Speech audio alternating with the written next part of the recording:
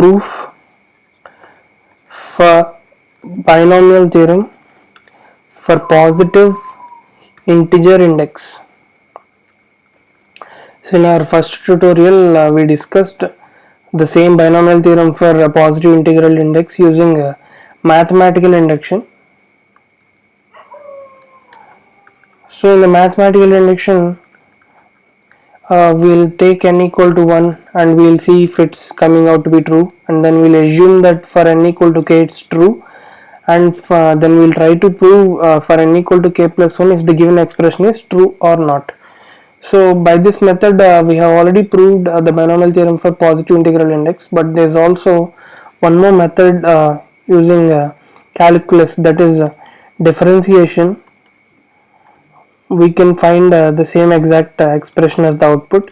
So in this short video I am going to teach the proof for binomial theorem for positive integral index using calculus. Okay, so before this we discussed that the whole binomial theorem concept was divided into 4 parts or 4 tutorials. So along with that one more tutorial I am adding this as the 5th one as an additional short one which proves using calculus. Okay, so after this I will directly jump into the second part of the binomial theorem, that is tutorial number 4. Okay, now we'll start.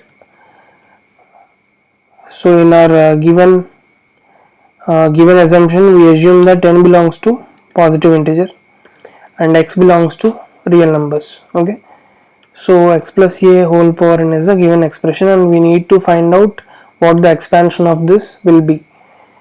So first let us assume the value of n equal to 2. Suppose we take x plus a whole square, then it will be x square plus 2ax plus a square, and x plus a whole cube equal to x cube plus 3a square x plus 3x square a plus a cube. Okay, so what you observe in this is, for example, the index is 2, so the highest power in the expansion will also be 2. Okay, and all the terms starting from the highest power x square, then the x term will be there, then x power 0 term will also be there. Here also x cube term will be there, x square term will be there, x term will be there, x power 0 term will also be there. So what I am trying to tell is, for example, for the value of n, there will be all the terms from x power n to x power n minus 1, x power n minus 2 plus and so on. All the terms will be there up to x cube, x square, x and some constant. Okay, so for the sake of the proof what we are trying to assume is, we'll assume the constants from something like this: a1 x power n plus a2 x power n minus 2 plus a3 x power n minus 3 plus and so on, an minus 2 x cube plus an minus 1 x square plus an minus 1 an into x plus an plus 1, which is a constant. So here all the terms starting from a1, a2, a3 and so on up to an plus 1 are the coefficients which we have assumed. Okay, are the coefficients. Now what we'll try to do is, since x belongs to real numbers, we can substitute x equal to 0, right? So if we substitute x equal to 0 in this question number 1, what we'll get is, in the left hand side in the place of x there will be 0 and this is a power n.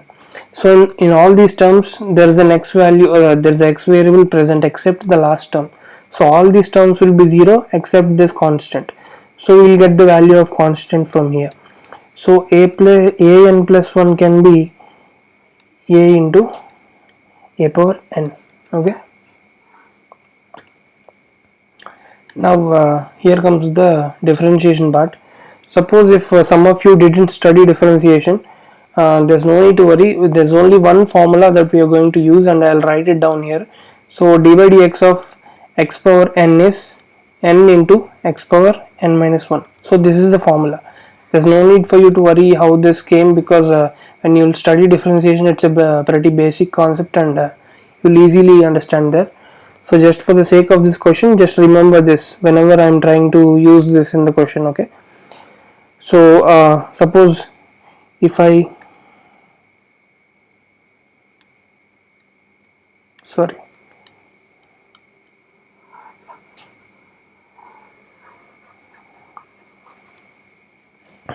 okay suppose if I differentiate one time dy dx on both sides for equation 1. So in the left hand side the result will be n into x plus a whole power n minus 1, and in the right hand side n into a1 into x power n minus 1 plus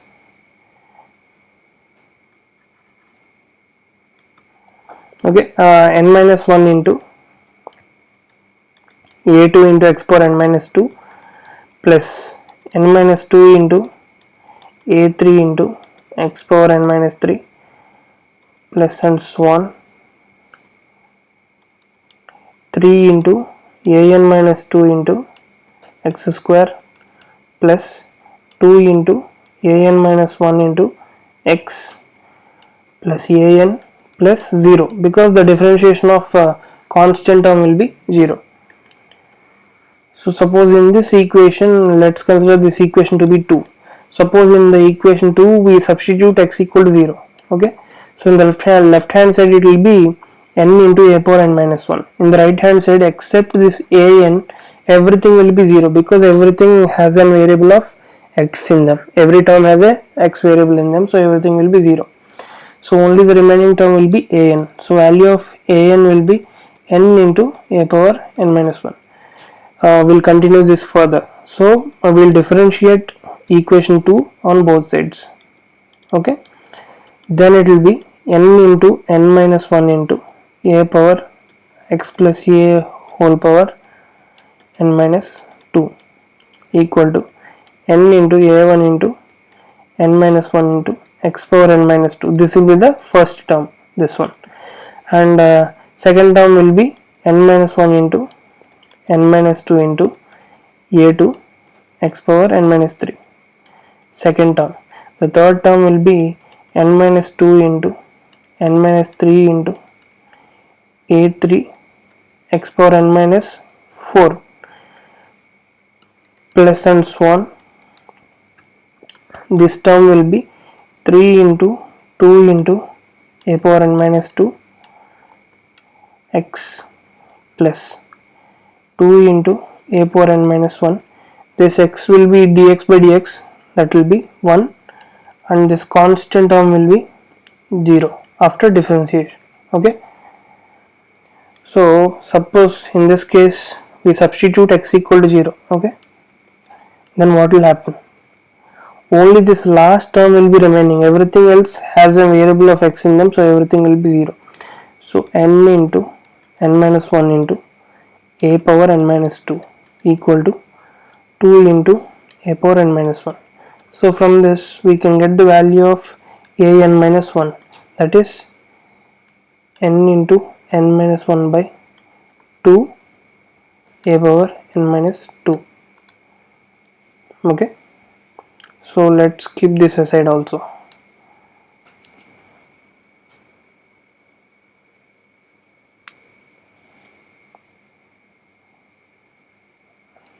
And now if we take a look at all the terms that we got. Okay, the first constant that we got was a n plus 1, which was a power n, and the second term we got was a n, which was n into a power n minus 1, and the third term we got was a n minus 1, which is n into n minus 1 by 2 into a power n minus 2. And if we do this process once again, we will get the value of a n minus 2, which will be n into n minus 1 into n minus 2 by 3 into 2. So if you observe, the value of NCR is n factorial by n minus r factorial into r factorial. So if you calculate the value of NC0, it's going to be n factorial by n minus 0 factorial into 0 factorial, which is nothing but n factorial by n factorial, that's equal to 1. So if you calculate the value of NC1, it will be nothing but n factorial by n minus 1 factorial into 1 factorial.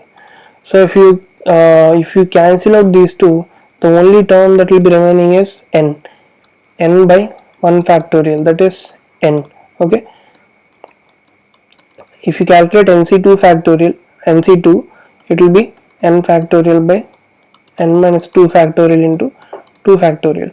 Here also, when you calculate n minus 2 factorial and n factorial, you will be remained with n into n minus 1 divided by 2 factorial.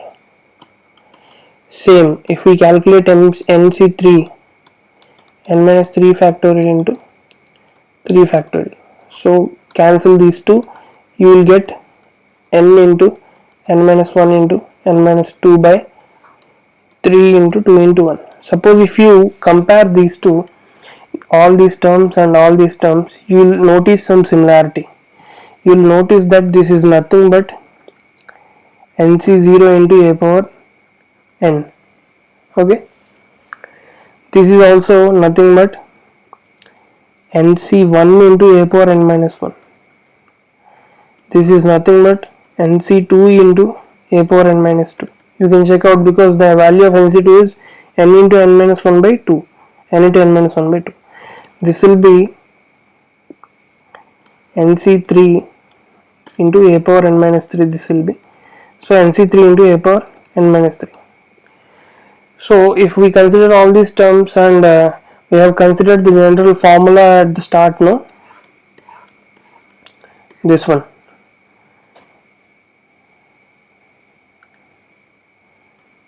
So if you consider this one and if you substitute all the coefficients of a1, a2, a3 and so on up to an plus 1 in this, you will exactly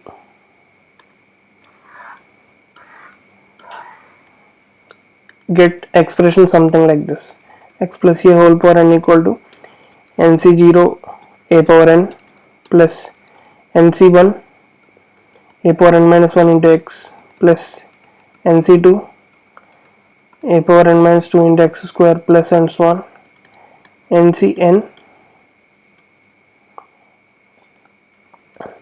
a power n, sorry, x power n. So nothing but you know ncr equal to ncn minus r, right? So nothing but you can substitute all the values there, and this is how we can prove the binomial theorem for positive integral index. And you might have noticed, suppose if you consider x plus a whole power n, where n is not an integer and it's something like the value of n is something like 3 by 4. So suppose somebody says 2 square, okay, somebody says to calculate 7 square, you will directly do 7 into 7. Suppose if somebody asks you to do 7 per 3 by 4, you cannot say 7 can be multiplied 3 by 4, something like that, right? So this form of proof is only valid when the value of n is a positive integer, because we are assuming that the powers of x power n, x power n minus 1 and so on up to x power 0 will all be present in the expression.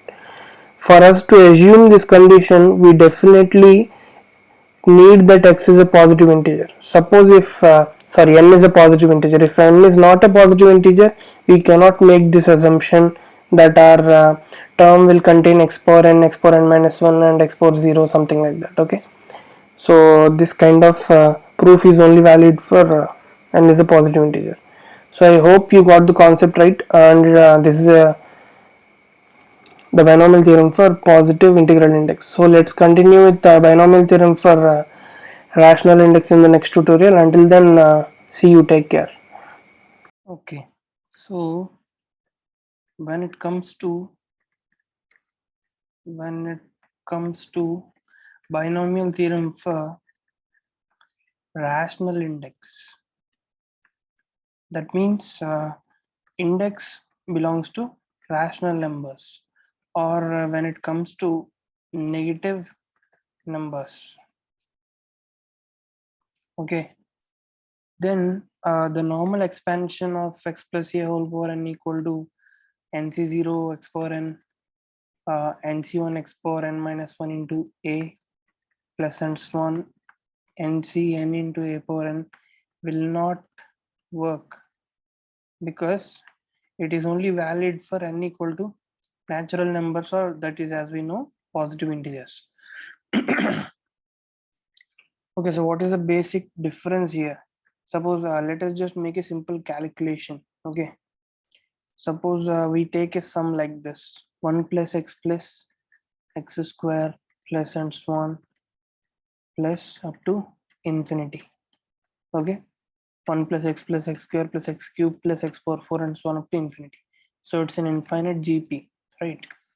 Suppose geometric progression. So suppose s equal to this sum. So we want to find the value of s.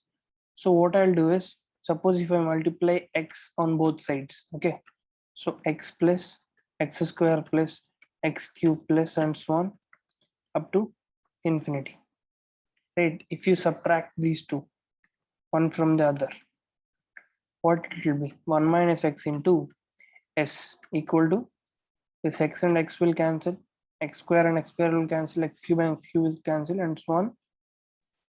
All the terms should cancel and only one should remain here.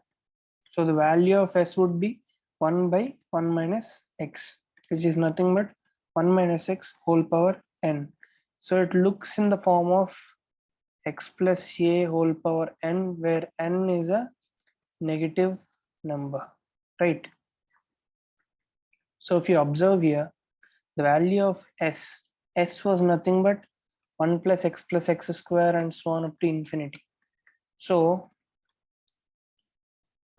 this expression where the total number of terms were n plus 1 is not valid for other numbers other than natural numbers. It's not valid. So before jumping into infinite series, we need to know a bit about infinite series, that is convergent and divergent. If you observe the previous example that I solved, suppose we'll consider two cases. So I'll write it again down here: 1 plus x square plus x cube plus and so on up to infinity, right? Suppose we'll consider two cases when the value of mod x is less than or equal to 1, or when the value of mod x is greater than 1. Okay, so if we consider these two cases, suppose I'll consider example on each case. Suppose I consider the value of x equal to 1 by 2. Okay, here I consider the value of x equal to 2. Okay, so the value of expression will be 1 plus 1 by 2 plus 1 by 4 plus 1 by 8 plus and so on up to infinity. And here the value will be 1 plus 2 plus 2 square plus 2 cube plus and so on. So you can already guess which of these series is convergent and which of these series is divergent. Definitely this is the divergent series, as this value will keep on increasing and go to infinity. This value will definitely converge at some point, because after 1 by 8 it's 1 by 16, and again it's 1 by 32, it's 1 by 64. So the value of each fraction gets decreasing as it goes with increasing the power, right? So it will be converging at some value. So in the previous example, if you looked, we subtracted s and x's. Both of them, suppose if we consider the value of mod x is greater than 1, then s value was tending to infinity, and x's value was also tending to infinity.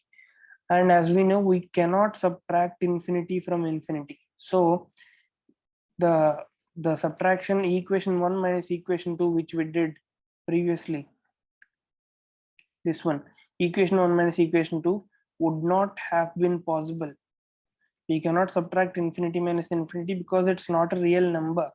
It's just a representation of something very large.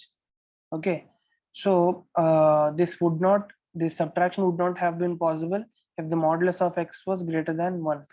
So always, for us to prove, we need converging series. Okay, for the diverging series, we are not yet enough skillful or insightful to decide what to do with divergent series. For the 12th class, it's more than enough for us to just understand the convergent. So the condition for 1 minus x whole power minus 1 equal to 1 plus x square plus x cube plus and so on up to infinity only when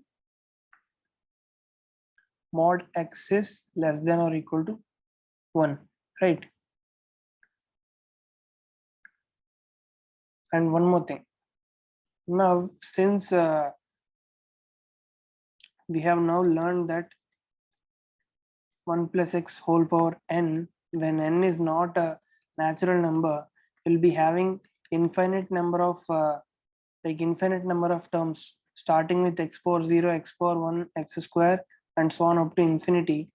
So we'll try to find the coefficients of this number and come up with a general formula, not with mathematical induction, but with calculus. Okay, suppose I'll consider this equation similar to the natural numbers case. Here also the proof will go along the same lines, but let me do it anyway. So 1 plus x whole power n equal to, suppose we assume a naught, a1, a2 and so on to be coefficients of respective powers of x. Okay, coefficients of x power n. Now a naught plus a1 x plus a2 x square plus and so on plus an x power n minus 1 plus an plus 1 into x power n plus an plus 2 into x power n plus 1 and so on up to infinity. So why I am writing these three terms? Because I want to derive the formula for n belongs to n also from this proof. So that's why you'll see why I am taking these three terms. You'll understand. Okay, now differentiate both sides with x, right? So it will be n into 1 plus x whole power n minus 1 equal to constant, so derivative is 0. For x, derivative is 1 and so on. We'll keep on doing that, x plus and so on. For this term, it will be n minus 1 into a into x power n minus 2. And for this term, it will be n into an plus 1 into x power n minus 1.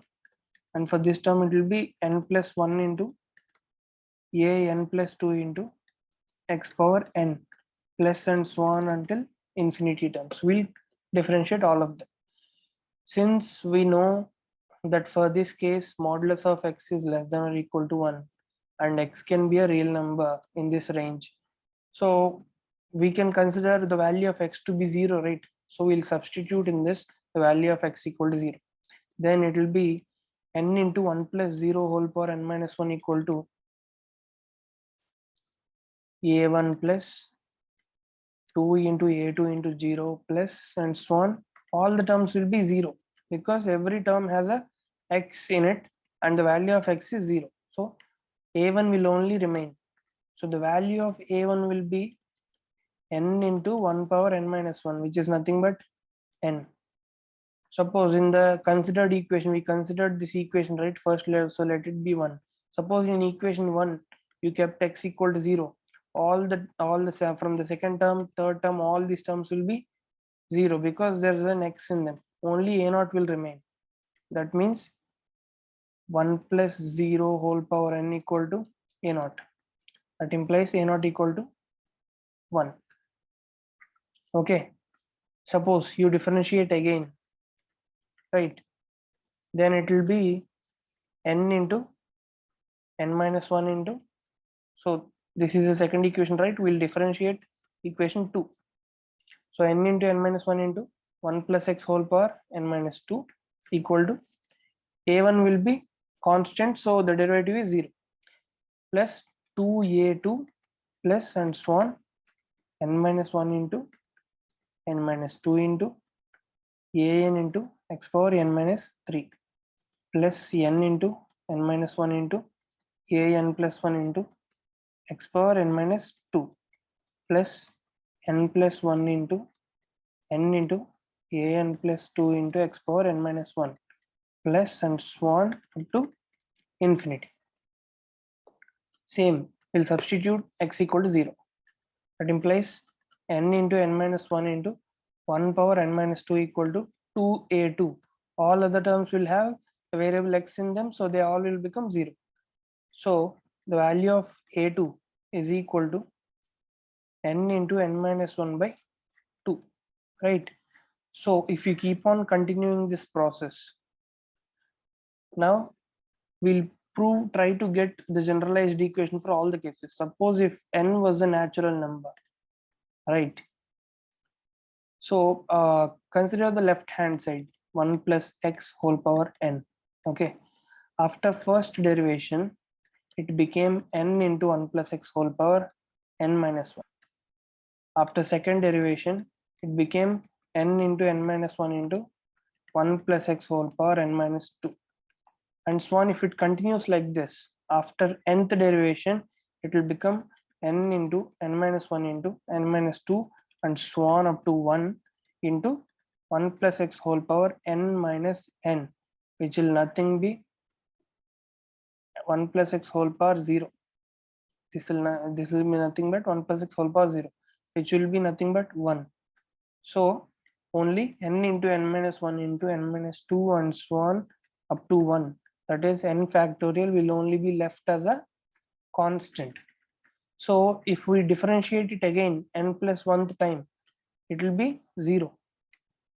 Suppose if we differentiate it again, it will be differential of 0 will be again 0.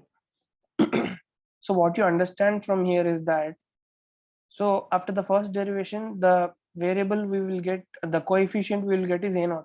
After second derivation we will get the coefficient a1, and after nth derivation we'll get the coefficient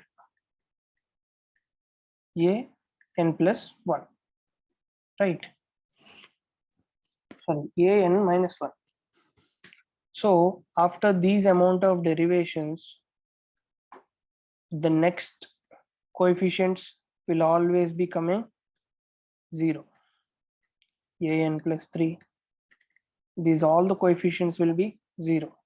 So the infinite series that we considered, a0 plus a1x plus a2x square plus and so on, whatever the infinite series we considered, after a n terms, a n plus 1 terms, everything else will be 0. So that's what we will get in the proof of natural numbers also. We will get only n plus 1 terms, right? So now you can understand that this n belongs to n is a subset of this proof. So this proof is more general than the natural number proof that we did earlier. Okay, so in the second case, if you considered it to be p by q, suppose you considered it to be p by q, right? So same, observe this again, 1 plus x whole power n, right? So if n was not a natural number and it was a fraction, something like this, like 2 by 3 or 12 by 5 or 7 by 9 or something like that. Okay, so after first derivation it will be nothing but n into 1 plus x whole power n minus 1, right? So suppose consider the value 12 by 5. So after the first derivation it will be 12 by 5 into 1 plus x whole power 7 by 5. After the second derivation it will be n into n minus 1 into 1 plus x whole power n minus 2, right? So it will be 12 by 5 into 7 by 5 into 1 plus x whole power 2 by 5. After the third it will be n into n minus 1 into n minus 2 into 1 plus x whole power n minus 3. It will be 12 by 5 into 7 by 5 into 2 by 5 into 1 plus x whole power minus 3 by 5. So as the number of derivatives we are keep on derivating, the coefficients we will get is a0, a1, a2, all these coefficients we will get by substituting x equal to 0. Okay, and we, as the condition here is mod x less than or equal to 1. So this power keeps on going towards minus infinity. At no point it will be 0 because it's not a natural number, it's a fraction, right? So fraction, any fraction, if you keep on subtracting minus 1 from it, it will be in this point it was near to 0 at 2 by 5 and minus 3 by 5. After that it will, if you go this way it will go towards 7 by 12 by 5.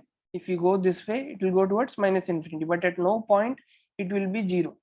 So there will be no point at which the variable, the coefficients will be 0. Like in the previous case, you observed that after n, it became a constant. So the next derivative became 0, but there's no way it will become a constant. Always there will be some power of x. So a0, a1, a2, a3 and so on up to a infinity will always exist, right? But the only condition is that modulus x is less than or equal to 1. Okay, and the same goes for negative numbers also. Okay, suppose if you consider minus 2 or minus 3 in the numerator, so again you can check it like this. After first derivation it will be n into 1 plus x whole power n minus 1. So it will be minus 2 into 1 plus x whole power minus 3. Next time it will be minus 2 into minus 3 into 1 plus x whole power minus 4. It will keep on going to minus infinity, the power, but it will never be equal to 0. Okay, so it will also have all the coefficients starting from a0, a1, a2 and so on up to a infinity. It will also have all the coefficients. So if you came out with a general formula, like you see here, we already calculated with the value of a0, we calculated the value of a1 and we calculated the value of a2. Okay, if we continue doing and find some coefficients, then the general formula of 1 plus x whole power n can be written as 1 plus n into x plus n into n minus 1 by 2 into x square plus n into n minus 1 into n minus 2 by 3 into 2 x cube plus n into n minus 1 into n minus 2 into n minus 3 into x power 4 by 4 into 3 into 2 plus and so on up to infinity. So this is the general formula for all the values of